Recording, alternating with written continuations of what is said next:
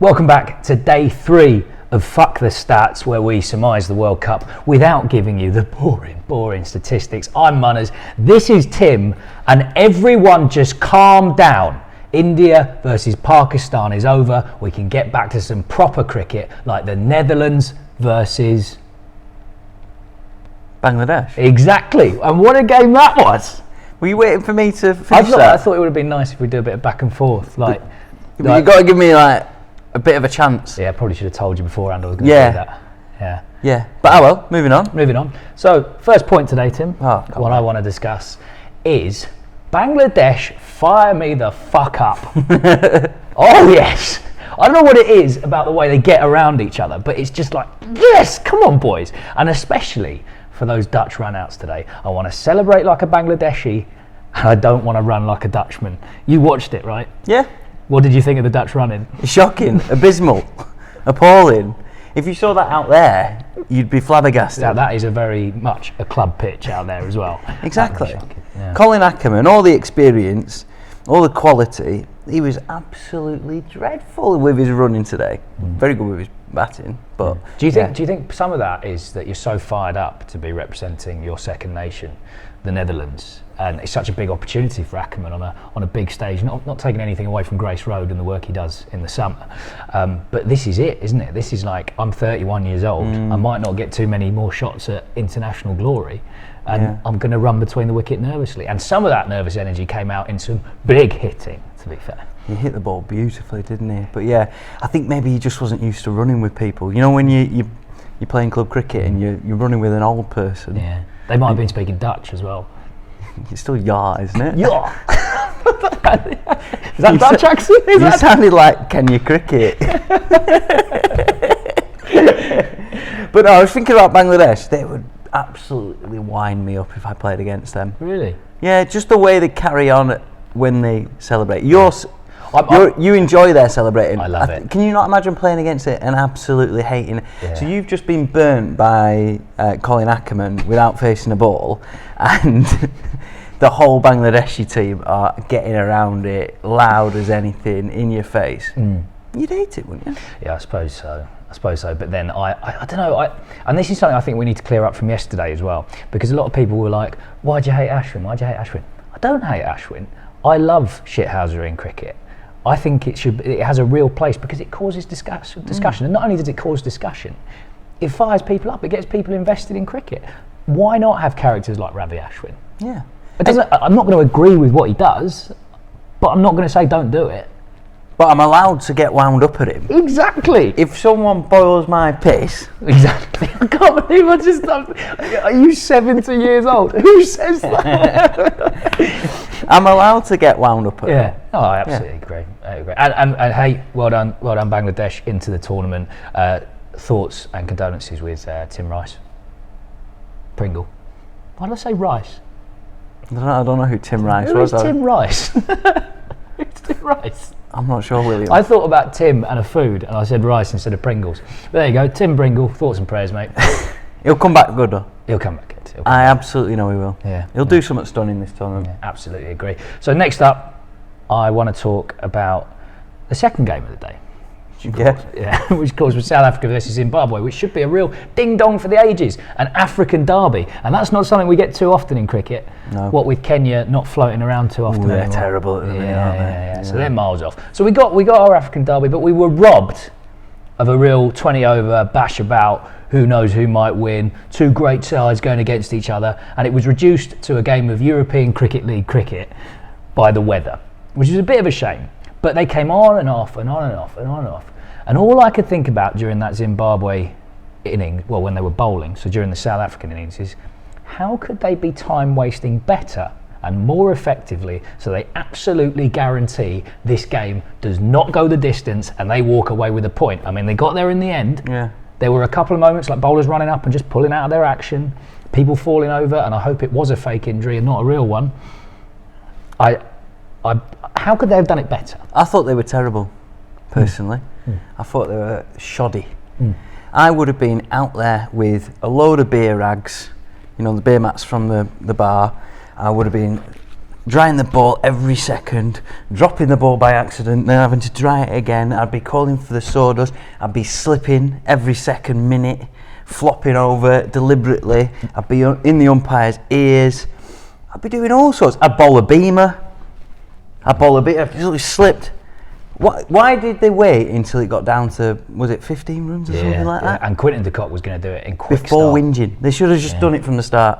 Yeah. The wicketkeeper went down as well. That was a great piece of work from him. Yeah. But he kind of went down like a 2-footed tackle down the leg side. Good. That was nice. Needed more of that from Zimbabwe. I thought they were shoddy. They were a bit lousy. I would have liked to seen them do a bit better. One more tactic as well is the sawdust. They didn't use the sawdust excuse enough. Not 1 minute. No, you could have been going, sawdust, this is unbelievable. Unbelievable, Yeah. I can't bowl in this.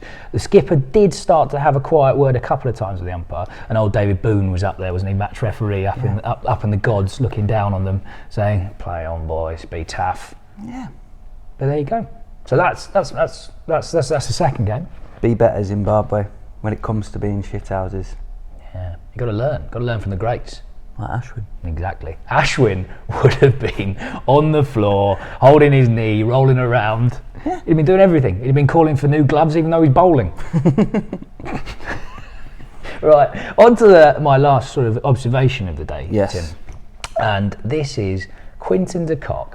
Oh my fucking word. If he bats like that for the rest of the tournament, South Africa win it. Just with him. And they've got the bowling set up for it. I was going to say, they've got quite a good bowling. They've got serious bowling set. Although Norkie was in the late 80s today, I'll forgive him, it was wet. Can you imagine trying about 90 mile an hour in that? On those conditions. Just sliding in from the top of your mark. On skates. In he comes. And so I just think Quinton de Kock did things to me today. I felt an emotion I haven't felt in a while watching a man bat. He's got that lovely look in his face, the clarity of a man who just has nothing troubling him in the world. And when he bats, it's so effortless. So effortless. Do you think he has got anything troubling him in the world? No, he's just nice old Quinny.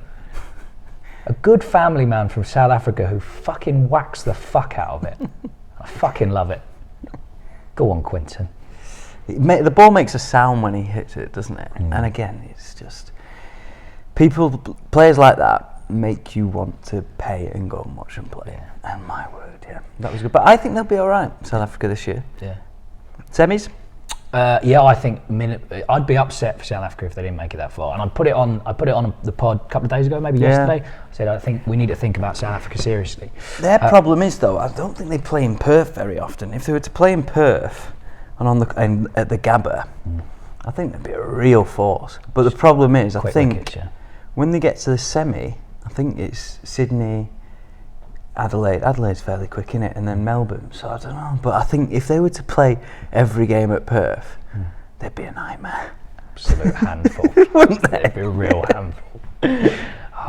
So I just got my head started wandering there, just thinking about the aesthetics of one day maybe someone like Moeen Ali batting with Quinton de Kock and just have these two monsters of left-handed batting effortlessly punching it to all parts of the ground. Could happen. God, UAE League or something. Yeah. Super 10 or what's it called? Oh yeah. Could happen. Right then, nice and tight today. I feel like we're rifling through. Yeah, we're flying through. I mean, the rain delay. There's not as much to talk about, is there? No. To be honest with you, what do you do in a rain delay? What do I do in a rain delay? As you might imagine, Tim, I'm a bit of a nuisance. I can't sit still. Yeah. I want to talk to everyone. I want to get around the boys, and I would imagine I'm quite problematic to be around in a rain delay. I want to flick your ears. I want to mess around with your kit and stuff. Is that just in a rain delay, or is that just more generally? It's sort of more general. You are quite problematic to be around. Yeah, I'll give you an example just before the football game on Saturday. I was like, our keeper was going to be 10 minutes late, so I decided that I was going to get fully kitted up in his keeper kit before he arrived, and was practicing drills in the changing room, being like, I've got to be ready to go, boys, sort of thing. So that's the vibe. Yeah. I don't mind stump cricket in a rain delay. I do get bored of it very quickly. Yes, I find it boring. Yeah. I like a quiz. If someone can find a quiz online. Yeah. Sporkle. A Sporkle quiz, like, I don't know, name every Premier League footballer whose name is Ben. Yeah.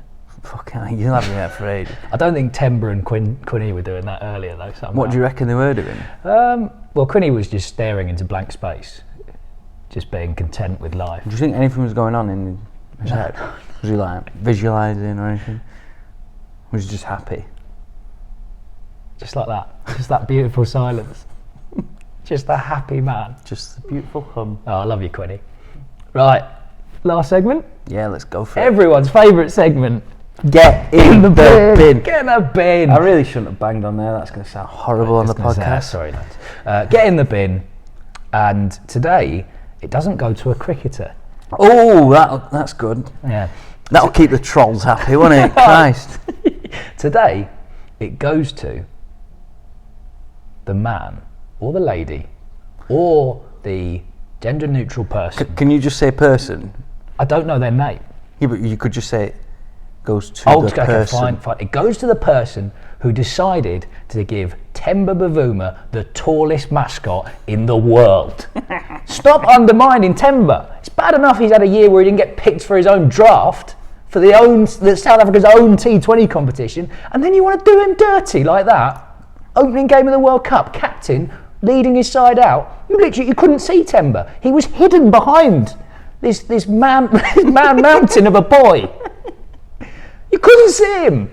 There's Norkie standing 2 people down. Just give it to him. You know, the person in front of Nokia was like, it was like a 6-year-old. They were tiny. They could have literally, you know, when they walk out, I don't know. You know, surely someone could have just gone, listen, just swap them two. Hey. Instead, they've got this lad who's about 5'5" at the age of 12 walking out. They need height restrictions. They do. I bet that lad's going to bowl wheels one day anyway. That's what we need. We don't need a change in the ManCAD law. We need a change in the mascot law, I think. Yeah. We need height restrictions.